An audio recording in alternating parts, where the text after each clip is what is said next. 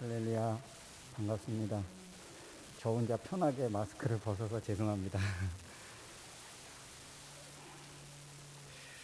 우리 한번 아까 인사했는데요. 우리 한번 다시 한번 인사하겠습니다. 제가 잘하는 인사입니다. 우리 인생의 삶은 하나님이 하셔야 되거든요. 내가 아무리 노력하고 아무리 그런 뛰어난 무엇을 가지고 있어도 우리의 힘과 우리의 노력으로는 안 됩니다. 하나님이 하셔야 됩니다. 우리의 환경도 내 인생의 여정도 하나님이 하셔야 됩니다.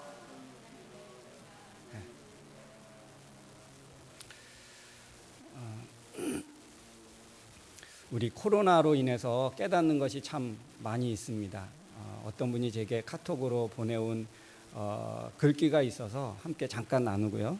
우리가 얼마나 거짓의 막말을 했으면 입을 마스크로 틀어막고 살라 하십니까? 얼마나 다투고 시기하고 미워했으면 거리를 두고 살라 하십니까? 얼마나 손으로 나쁜 짓을 많이 했으면 어딜 가나 손을 씻고 소독하라 하십니까? 얼마나 열 올리고 살았기에 가는 곳마다 체온을 체크하라 하십니까? 얼마나 비밀스럽게 다녔으면 가는 곳마다 연락처를 기록하라 하십니까? 참 우리에게 주신 너무 소중한 것들, 우리 지체, 우리의 마음, 또 우리의 생각, 이것들을 물질 문명과 그리고 시대적인 그런 어떤 그 가치에 끌려서 너무 소중하고 너무 귀한 것들을 우리는 그동안 빼앗겼습니다. 잃어버렸습니다.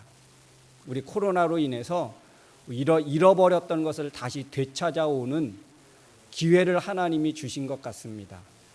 우리가 잃어버린 손의 역할, 입의 역할, 아름답고 따뜻한 우리의 이 마음, 이런 것들을 우리 한번 다시 되찾아와서 그리스도의 은혜와 사랑과 우리 서로 형제 자매 안에서의 그런 풍성한 그런 따뜻한 마음과 기분들을 나누게 되는, 그래서 서로 섬기고 서로 수고하는 우리가 되어야 할 줄로 믿습니다. 참 우리의 이 지체들을 편하게 내버려 둬서 죄의 병기로, 죄의 무기로 쓰임받지 않고 우리 로마서에 말씀한 것처럼 우리 지체를 의의 병기로, 의의 무기로 쓰여지기를 원한다라고 하는 바울의 고백처럼 우리의 모든 지체가 정말 이 코로나 시기를 통해서 다시 회복하고 되찾아서 의의 도구로 다 쓰임받는 우리가 되어야 할 줄로 믿습니다. 그래서 말 조심하고 그리고 우리 손 또 발 이런 것들을 잘 관리하고 해서 우리 내 말 때문에 상처받는 일이 아니고 내 말 때문에 오히려 위로를 얻고 새 힘을 얻고 내 손과 내 이 수고로 인해서 함께하는 우리 공동체, 우리 모든 지체들이 정말 더 따뜻하고 힘을 얻는 그런 계기가 되었으면 좋겠습니다. 우리 본질을 다시 되찾고 회복하는 그런 정말 소중한 기회가 되었으면 좋겠습니다. 이 기회가 아니면 여러분 언제 우리가 마스크를 쓸 수 있는 기회가 또 언제 있겠습니까? 늘 가는 곳마다 나갔다 들어오면 또 누구 만나고 들어오면 소독하고 손 씻는 일, 언제 우리가 이렇게 했겠습니까? 그래서 다시 한번 잃어버렸던 우리에게 주신 좋은 귀한 것들을 다시 회복하고 되찾는, 정말 내 생에 있어서 또 이런 일이 있을 수 있을까? 없어야 되겠지요. 그죠? 없어야 되겠지요. 두 번 다시 없을 이 시기에 정말 다시 한번 우리 지체의 본질을 되찾을 수 있는 그런 기회가 꼭 되었으면 좋겠고, 이 기회를 헛되게 그냥 흘려보내는 그렇게 되지 않았으면 좋겠습니다. 그래서 우리가 방역이 좀 느슨해지고 풀어졌다고 뭐 들뜰 이유도 하나 없습니다. 우리는 묵묵히 우리의 가야 할 길을 그냥 가면 됩니다.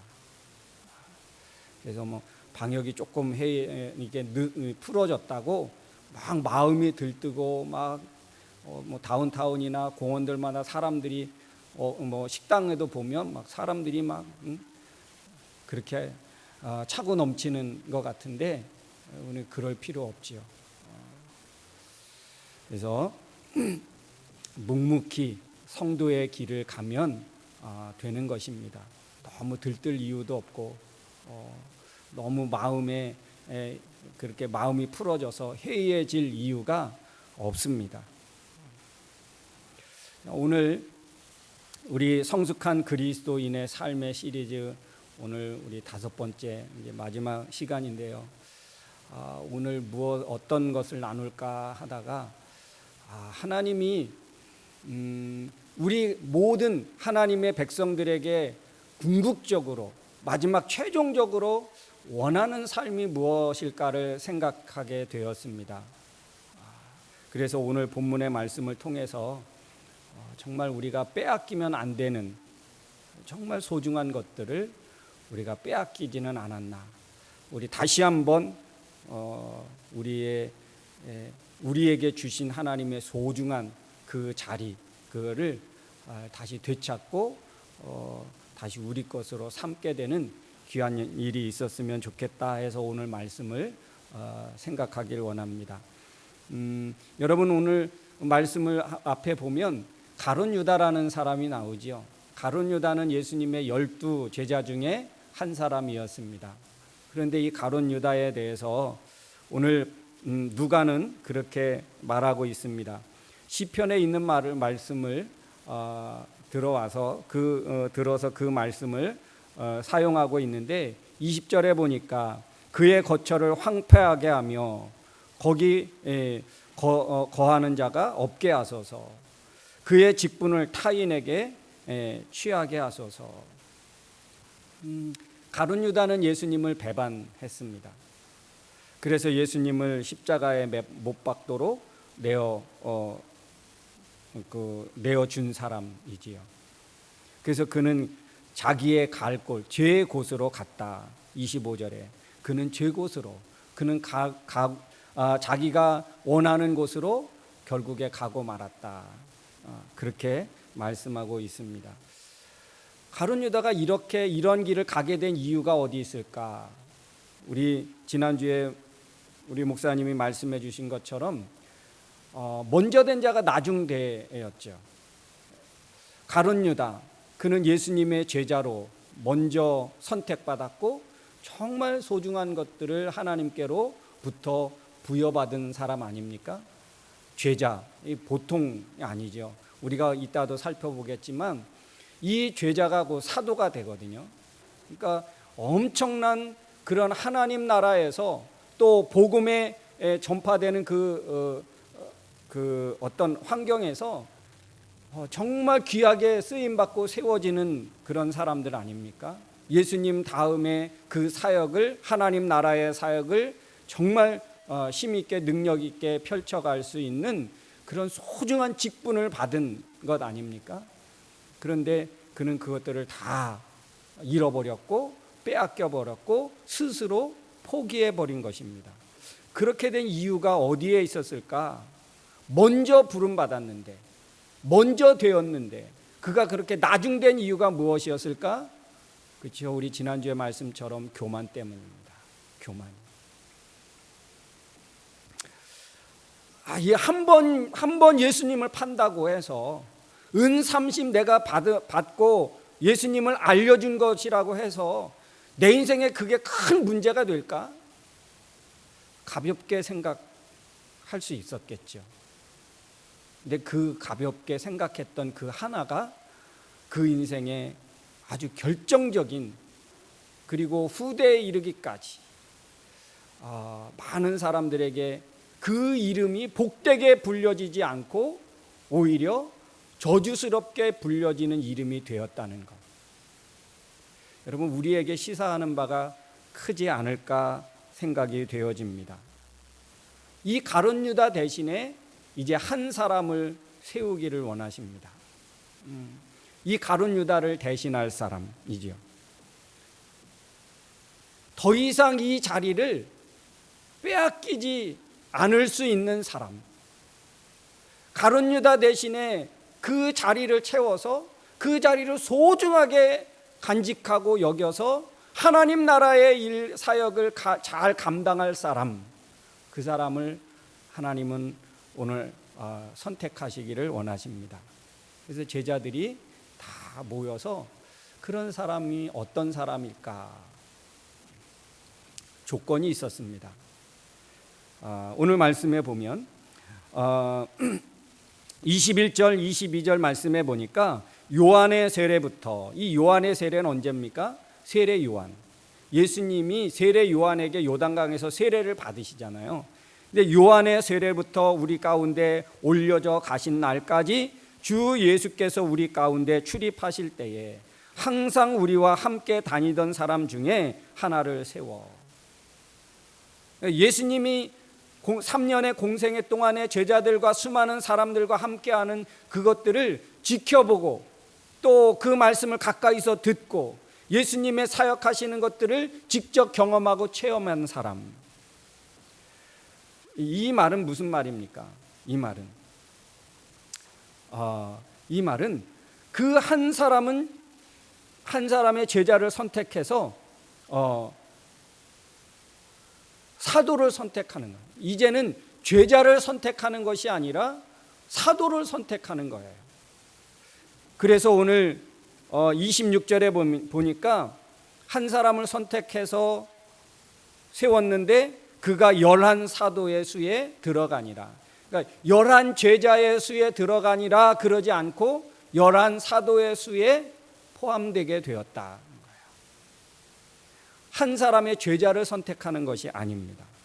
그러니까 오늘 그러면 왜 꼭 12 제자여야만 하느냐? 그 12 제자라는 숫자가 꼭 그렇게 채워져야 되느냐? 11 제자면 안 되고 굳이 꼭 12 제자여야 하느냐? 그것은 12 제자라는 숫자를 채우기 위해서가 아니라 이제는 제자의 사역이 아니고 예수님이 양육했던 그 12명이 이제는 사도가 된다. 제자로서의 사역이 아니고 이제부터는 사도행전부터는 이제는 제자의 사역이 아니고 사도의 사역이다라는 것을 보여주시기 위한 거예요. 그 조건이 무엇입니까? 바로 예수님의 하신 그 모든 사역을 다 보고 경험하고 체험했던. 여러분, 그러면 사도와 제자의 차이가 무엇입니까? 제자는 무엇이냐면 disciples 해가지고 배우는 사람이에요.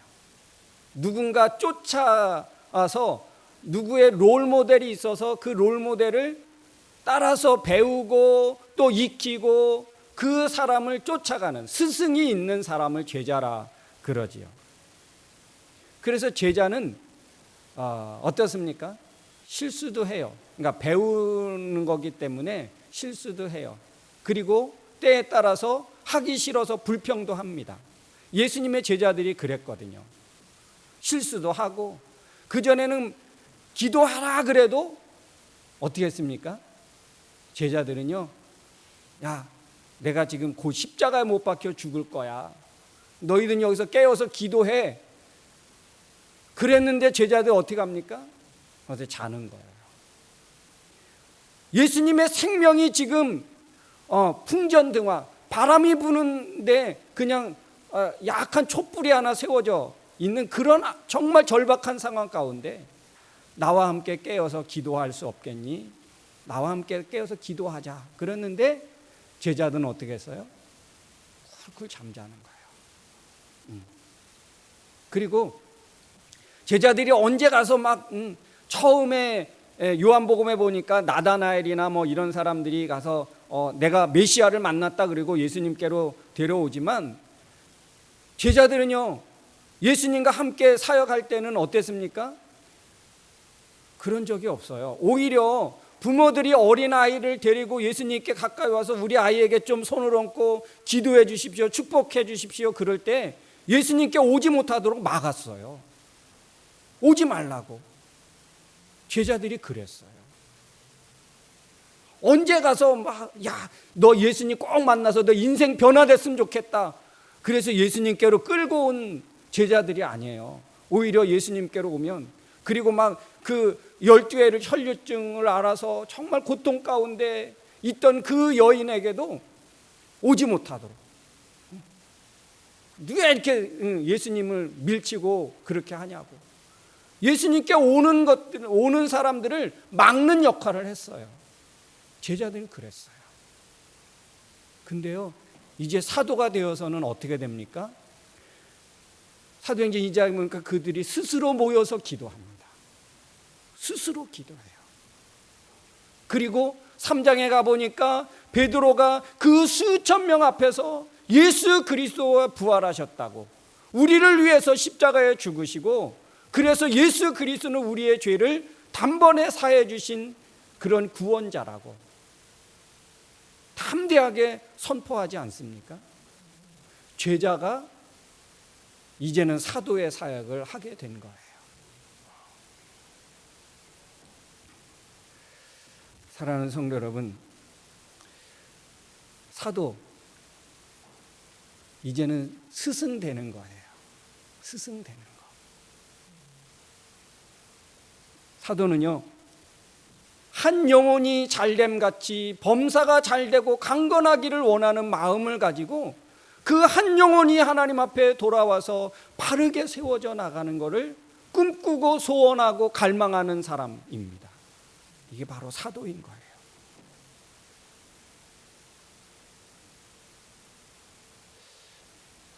그런데 참 오늘 우리 마띠아를 얻잖아요.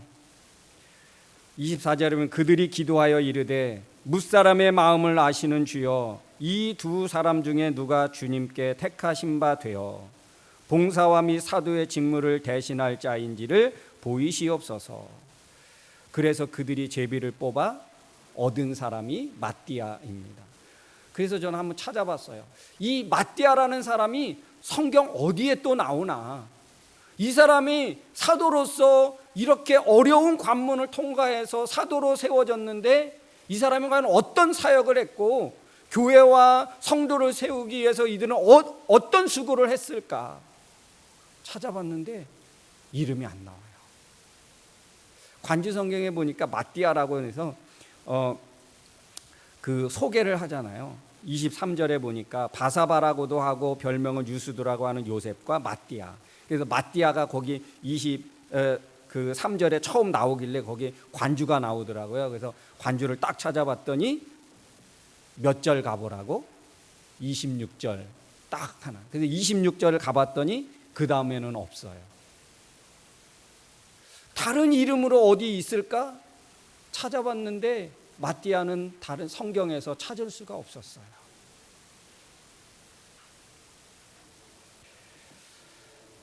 그런데요, 12사도에 들지 못했던, 제비를 뽑아서 선택받지 못했던 바사바라고도 하고 유수드라고 하는 이 요셉은 다른 성경의 다른 부분에 가보니까 나오더라고요. 우리 교회에서 가끔 우리 장로교회는 안수 받는 분들이 있습니다. 안수 집사로 피택되고 장로로 피택돼요. 그래서 온 성도들이 투표를 합니다. 그런데 투표해서 이렇게 그 뽑힌 사람은 참 좋죠. 그런데 어떻게 돼요? 안수 집사 피택에서 떨어지고 장로님 세우는데 떨어지면 어떻게 됩니까?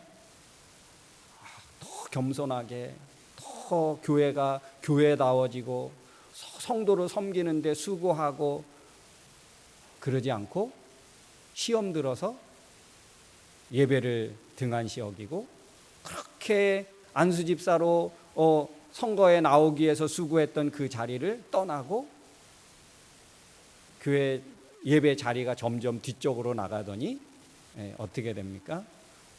다른 교회로 가기도 하고, 물론 더 잘 섬기는 분들도 있지요.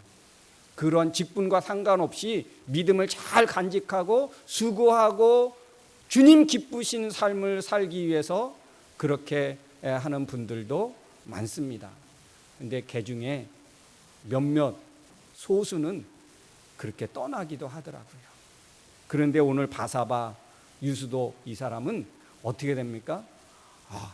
안디옥 교회를 세우는데 보냄받아서 그 교회가 세워지는데 또 수고하고, 하나님의 나라와 하나님의 공동체를 세우는데 정말 귀하게 쓰임받는 사람이 되더라고요. 그러면 마띠아하고 이 선택받지 못한 이 바사바라고 하는 사람이 과연 왜 마띠아는 사도행전 뒷부분에 나오지도 않고 또 다른 서신서에 나오지도 않고 초대교회에 그가 어떤 사역과 역할을 했는지 나오지도 않고, 근데 바사바는 또 나오고, 이게 뭘까? 왜 이럴까? 어렵게 어떻게 투표해서 12사도에 들어갔으면 그 사도의 역할과 그 일들을 막 했던 기록이 있으면 참 좋을 텐데.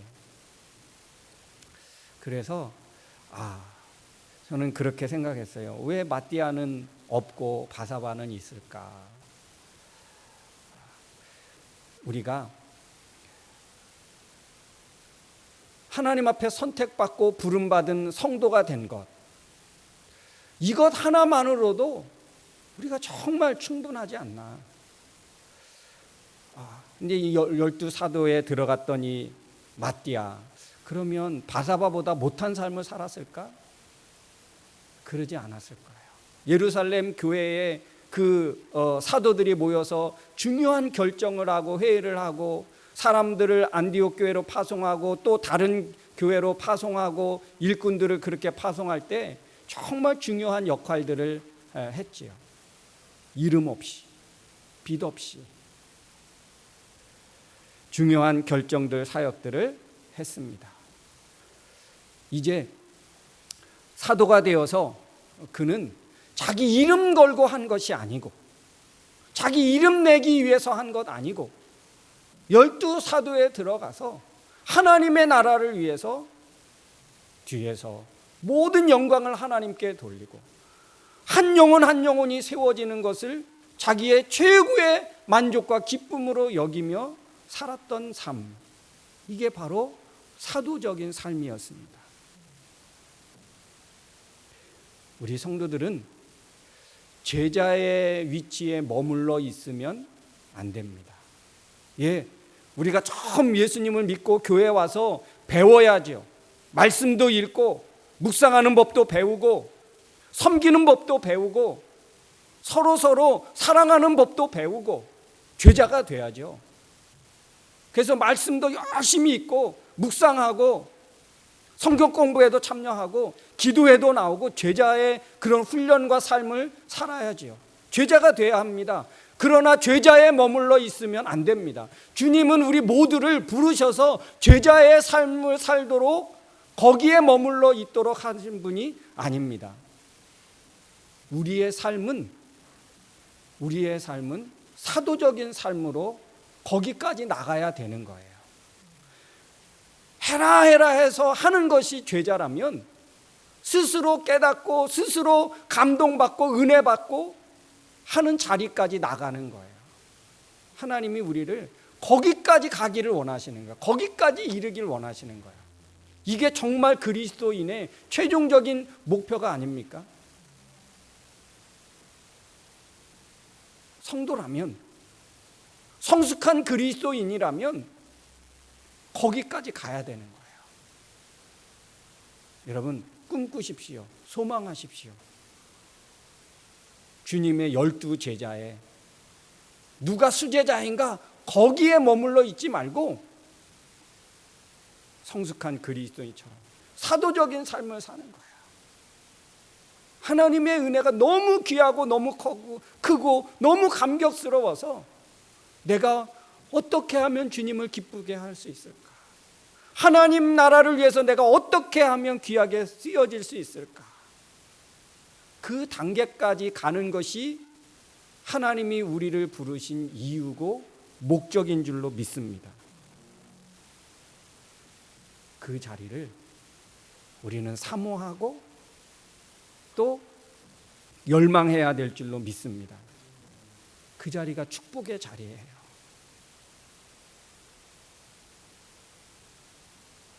그 자리를 빼앗기면 안 되죠. 가룟유다처럼.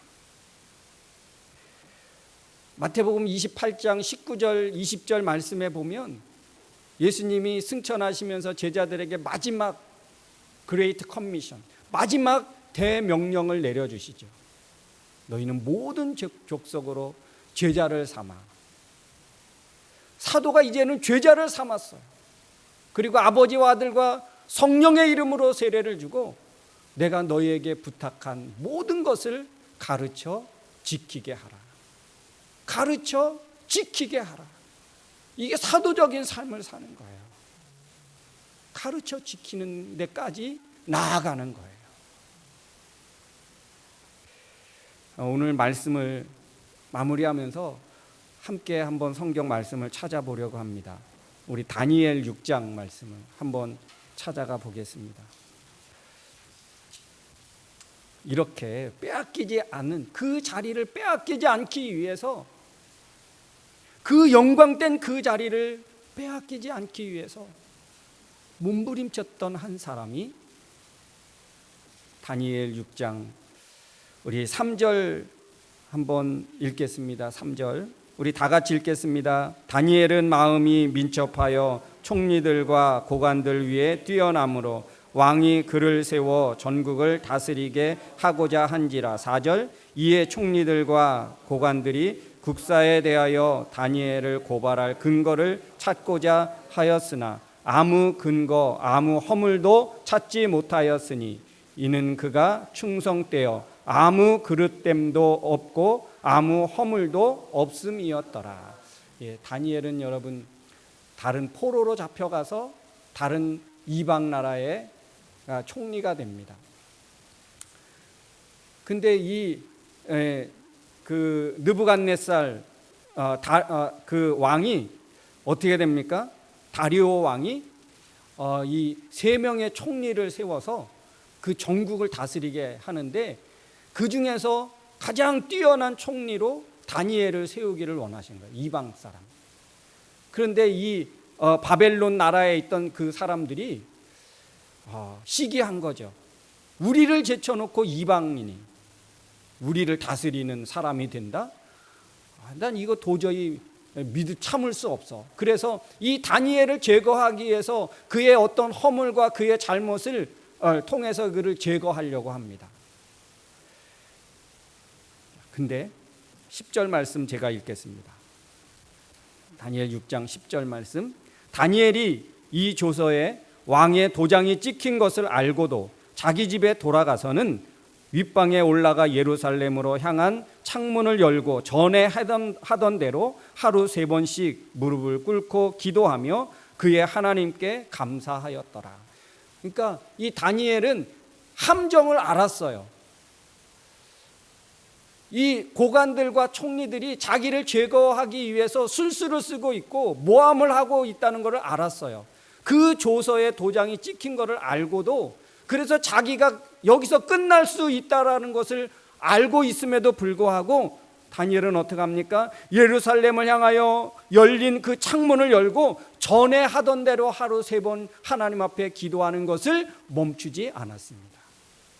자기 생명이 끝날 수 있고 자기 지위가 날아갈 수 있고 그에 소속된 모든 사람들이 한 번에 다 제거될 수 있는 그 위기가 있음에도 알고 어떻게 합니까?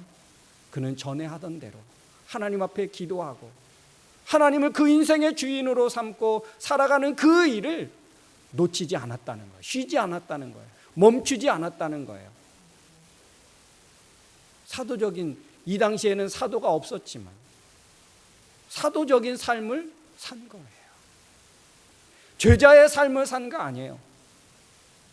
아마 다니엘이 이때 제자의 삶에 머물러 있었다면 요 고비만 넘기자. 한 고비만 넘기자. 그러고 멈췄겠지요. 그런데 그러지 않았어요. 우리의 최종적인 목표는 이제는 내가 죄자의 삶에 머물러 있는 것이 아니고 내가 죄자를 삼는 것, 사도적인 삶을 계승해 가는 것. 여러분, 우리가 여기까지 나가야 할 줄로 믿습니다. 이게 성숙한 그리스도인의 모습이에요. 우리 온 성도들이 여기까지 나갈 수 있기를 주의 이름으로 축원합니다.